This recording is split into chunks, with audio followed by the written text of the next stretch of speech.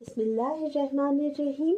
نہ گیا کوئی عدم کو دل شاداں لے کر، یا کیا کیا نہ گئے حسرت و ارماں لے کر۔ اور اس کے شاعر ہیں غلام حمدانی مصفی۔ بقول مرزا غالب، ہزاروں خواہشیں ایسی کہ ہر خواہش پہ دم نکلے، بہت نکلے میرے ارمان لیکن پھر بھی کم نکلے۔ عدم آخرت کو کہا جاتا ہے۔ غلام حمدانی مصفی اس شعر میں کہتے ہیں کہ اس دنیا میں کوئی بھی آخرت کی طرف خوش دلی سے نہیں گیا۔ کیوں؟ کیونکہ وہ اس دنیا کی خواہشات اور دوڑ میں لگا رہا، بلکہ اس دنیا سے بہت سی حسرتیں اور ارمان لے کر گیا۔ موت سے بے خبر وہ اپنی خواہشات کی تکمیل میں لگا رہا تمام عمر، اور پھر جب قضا آئی تو مادہ پرستی کا شکار انسان حسرتوں کو دل میں لیے دنیا سے چل پڑا۔ انسانی زندگی کو دیکھا جائے تو انسان کی فطرت سادہ ہوتی ہے اور وہ گناہوں سے پاک ہوتا ہے۔ کوئی گناہ اس کے دامن سے وابستہ نہیں ہوتا جب وہ اس دنیا میں آتا ہے، لیکن جب وہ دنیا کا حصہ بنتا ہے اور اس کی کشش میں، اس کی رونق میں گم ہو جاتا ہے تو نئی نئی خواہشات دل میں جنم لینے لگتی ہیں اور انسان مادہ پرستی کا شکار ہو جاتا ہے۔ بہت سی خواہشات ایسی ہوتی ہیں جو مکمل ہو جاتی ہیں، پوری ہو جاتی ہیں اور بہت ارمان میں تبدیل ہو جاتی ہیں، حسرتیں بن جاتی ہیں۔ پھر وہ غمگین رہنے لگتا ہے، خود کو محرومیوں کا پیکر سمجھنے لگتا ہے کہ ایسا بھی ہوتا ہے کہ جب کچھ حسرتیں، کچھ ارمان پورے نہ ہو تو آپ جو ہے خود کو محرومیوں کا شکار سمجھنے لگتے ہو۔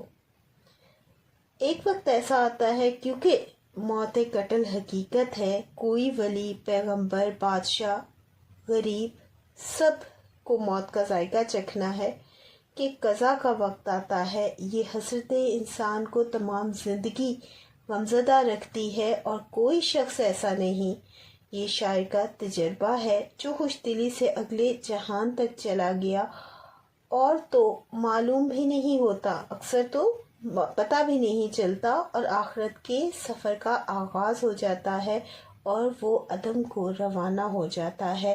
شاعر نے بہت بڑی حقیقت بیان کی کہ انسان اپنی موت سے بے خبر اپنی خواہشوں کی تکمیل میں لگا رہتا ہے، اور کوئی انسان ایسا نہیں جو اس دل میں حسرت و ارمان لے کر اس دنیا سے نہ گیا ہو۔ باغ دشتے جنوں تھا کہ کبھی جس میں سے، لالا او گل گئے نہ ثابت گریباں لے کر۔ غلام حمدانی مصفی کی شاعری میں تصوف، عشق اور معاملہ بندی کے ساتھ لکھنوی اور دہلوی انداز بھی ملتا ہے۔ اب یہاں پر ہم کیا حوالہ دیکھ رہے ہیں؟ یہ دنیا، جہان، پاگل پن کا، دیوانگی کا وہ جنگل ہے جہاں سے لالا و گل بھی اپنے دامن نہ بچا سکے۔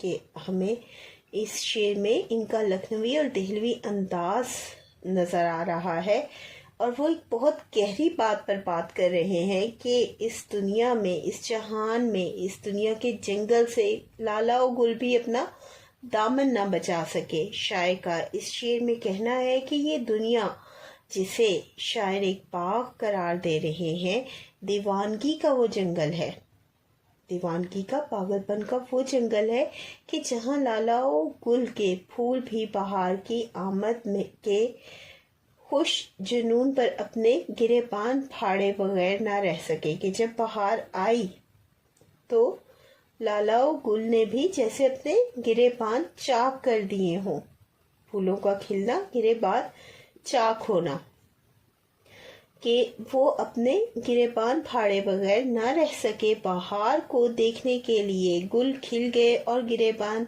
چاک کر لیا۔ یہی معاملہ راہ عشق کے مسافر کے ساتھ بھی پیش آتا ہے کہ اس پر بھی ایک جنون کا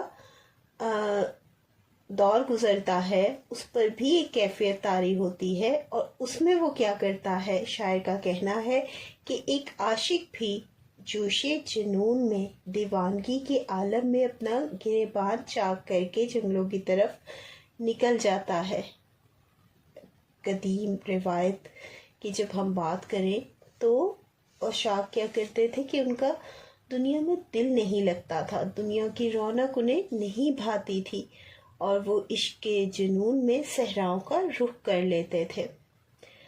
اب شاعر کا یہاں یہ کہنا ہے کہ جیسے لالا و گل نے بہار کی آمد پر اپنا گریبان چاک کر دیا، انہوں نے دیکھا کہ اسی طرح دیوانگی کے عالم میں عاشق بھی اپنا گریبان چاک کر کے جنگلوں کی طرف نکل پڑے۔ شہر کی رونق انہیں نہیں بھاتی، صحرا جنگلوں کی تنہائی سکون دیتی ہے۔ بقول شاعر: کچھ کرو فکر مجھ دیوانے کی، دھوم ہے پھر بہار آنے کی۔ ایک اور حوالہ میر تقی میر: موسم بدلا رت بدلائی، اہل جنوں بے باک ہوئے، فصل بہار کے آتے آتے کتنے گریباں چاک ہوئے۔ پردہ خاک میں سو رہے جا کر افسوس، پردہ رخسار پہ کیا کیا مہ تابہ لے کر۔ غلام حمدانی مصفی نے اس شعر میں انسانی زندگی کی ناپائیداری اور حسن کی بے ثباتی کو نہایت دردمندانہ انداز میں بیان کیا ہے۔ مصفی کہتے ہیں کہ افسوس نہ جانے کتنے حسین و جمیل لوگ، کتنے چاند جیسے چہرے رکھنے والے وقت کی بے رحم گردش کے باعث اس مٹی کے پردے کے نیچے جا کر ہمیشہ کے لیے سو رہے ہیں، کہ وقت نے انہیں بھی نہیں بخشا جو حسن و جمال میں کمال رکھتے تھے، وہ بھی مٹی کے نیچے پردے میں سو رہے ہیں۔ یہ دنیا ان خوبصورت لوگوں کے حسن کو کبھی اب دیکھ نہ سکے گی، اور موت نے ان کے چہروں سے جمال کا پردہ اٹھانے کی بجائے ان کے چہروں سے ان کی خوبصورتی کا پردہ اٹھانے کی بجائے انہیں ہمیشہ کے لیے مٹی کے پردے میں چھپا دیا۔ یہ شعر اس حقیقت کی طرف اشارہ ہے کہ انسان چاہے کتنا ہی خوبصورت کیوں نہ ہو، آخر کار موت اسے اپنی آغوش میں لے لیتی ہے۔ بنیادی طور پر ان دونوں اشعار میں، اس سے پچھلے میں بھی اور اس میں بھی، زندگی کی آپ حقیقت پر بات کر رہے ہیں۔ دنیا کی ساری رعنائی، حسن و شباب، جوانی اور دلکشی سب مٹی کی نظر ہو جاتے ہیں۔ مصفی کے نزدیک حسن بھی زوال پذیر ہے، کوئی چہرہ ہمیشہ چمکتا نہیں رہتا، کہ کبھی اس پر جمال ہوگا لیکن وہ آہستہ آہستہ اس کی چمک ختم ہو جائے گی، ماند ہو جائے گی، اور پھر موت اسے بھی لے جائے گی۔ نہ امیر، نہ غریب اور نہ حسین، اس موت سے کوئی بچ نہیں سکا۔ شاعر کے دل میں یہ غم ہے کہ اتنے حسین چہرے مٹی میں چھپ کر رہ گئے۔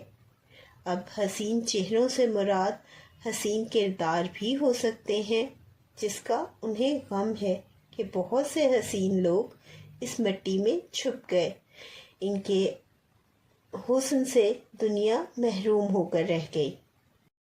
بقول مرزا غالب: سب کہاں کچھ لالا و گل میں نمایاں ہو گئیں، خاک میں کیا صورتیں ہوں گی کہ پنہاں ہو گئیں۔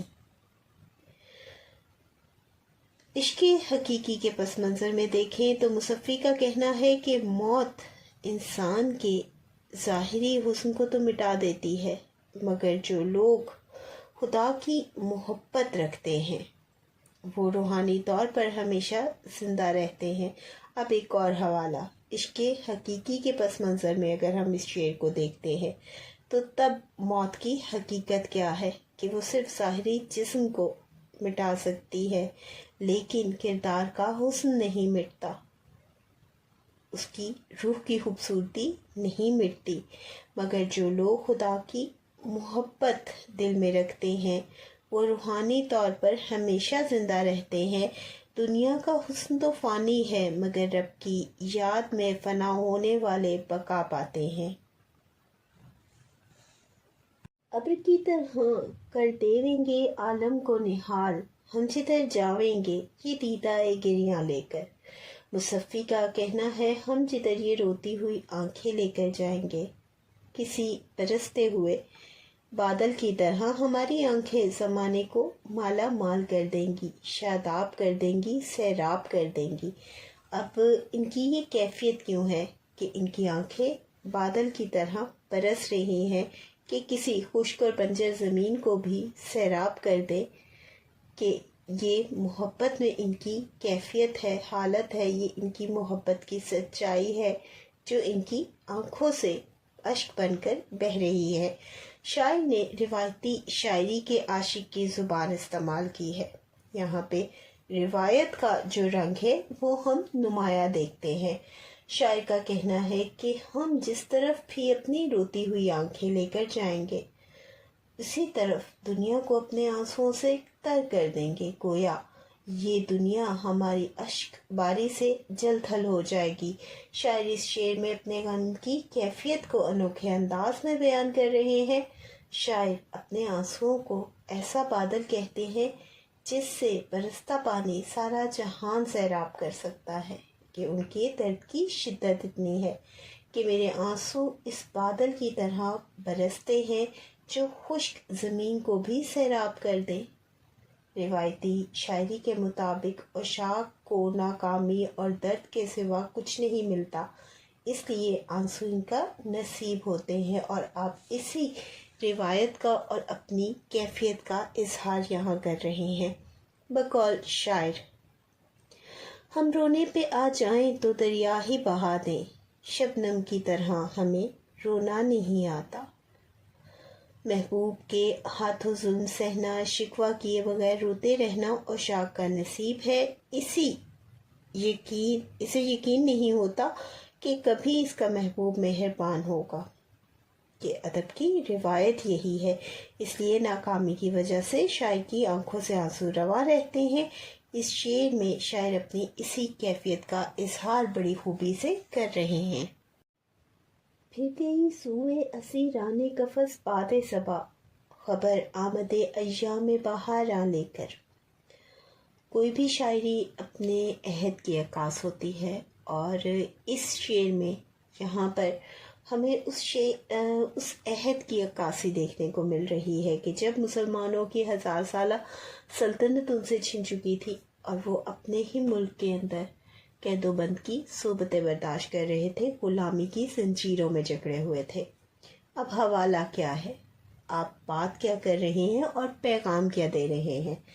شاعر نے اس شعر میں اس عہد کے سیاسی حالات کو قلم بند کیا ہے۔ آزادی کی قدر و قیمت کا احساس اسے ہی ہو سکتا ہے جو قید و بند کا شکار ہو۔ شاعر کا کہنا ہے کہ بہار کی آمد پر صبح کو چلنے والی باد صبا قفس کی طرف بہار کی آمد کا پیغام لے کر جا رہی ہے، کہ ہوا کا کام ہے ہر طرف بکھرنا، اور وہ پھولوں کی خوشبو کو لے کر قفس کی طرف بہار کا پیغام لے کر جا رہی ہے۔ وہ غلامی بہت بدترین صورتحال ہوتی ہے۔ شاعر کا کہنا ہے کہ موسم بہار کی آمد ہے، باغ کے پھولوں پر شباب کا عالم ہے، صبح کی ہوا بہار کا پیغام لے کر پنجروں کے قیدی پرندوں کی طرف جا رہی ہے، گویا انہیں صبا بتا رہی ہے کہ تم یہاں قید و بند میں ہو اور باغ میں بہار آ گئی ہے، کہ ملک میں بہار آ گئی ہے، کاش تم بھی اس وقت آزاد ہوتے تو تم بھی بہار کی خوشگوار ہوا میں اڑتے پھرتے اور بہار کی آمد کے گیت گاتے، جیسے کہ آزاد پرندے گاتے ہیں۔ بہار کا سماں ایسا ہی ہوتا ہے کہ باغ جو ہے پھولوں کی خوشبو سے مہک اٹھتا ہے اور پرندوں کی آواز سے چہچہاتا ہے۔ پھولوں کی پتیاں اڑتی پھرتی ہیں، لیکن قفس میں قید پرندوں کے لیے بہار کی آمد تکلیف کا باعث ہوتی ہے۔ وہ مضطرب ہو جاتے ہیں، وہ بھی بے چین ہوتے ہیں آزاد فضا میں سانس لینے کے لیے۔ شاعر برصغیر پاک و ہند کے مسلمانوں کو بھی غلامی کی زنجیروں کا احساس دلاتے ہوئے لکھتے ہیں کہ غلامی میں بہار کا حسن نہیں ہوتا، آپ کے پاس خوشی اور اڑان کا جنون نہیں رہتا کہ غلامی میں جو قید ہو اس کے پاس خوشی اور اڑان کا جنون نہیں رہتا۔ اپنی پہچان کے لیے آزادی ضروری ہے۔ تو یہ بنیادی طور پر آپ کا پیغام ہے۔ بقول اقبال، تجھے اس قوم نے پالا ہے آغوش محبت میں، کچل ڈالا تھا جس نے پاؤں میں تاجے سرے داراں۔ مصفی گوشہ عزلت کو سمجھے تخت شہی، کیا کرے گا تو ابس ملک سلیمان لے کر۔ شاعر کا کہنا ہے، مصفی تو گوشہ تنہائی کو تخت شہی جان، بادشاہ کا تخت جان، تو حضرت سلیمان کی طرح وسیع و عریض سلطنت لے کر کیا کرے گا۔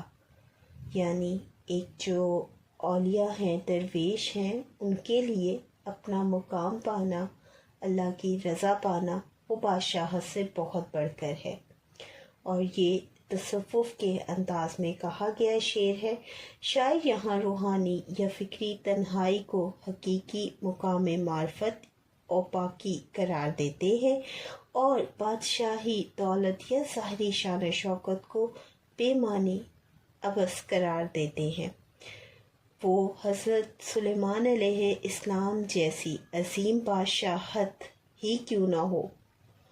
مطلب یہ کہ اندرونی سکون اور روحانی مقام، کہ آپ کی روح کو سکون حاصل ہو اور آپ روحانی مقام پالیں، اللہ کی رضا کو پالیں، بادشاہی کے شاندار دکھاوے سے بہتر اور معنی خیز ہے۔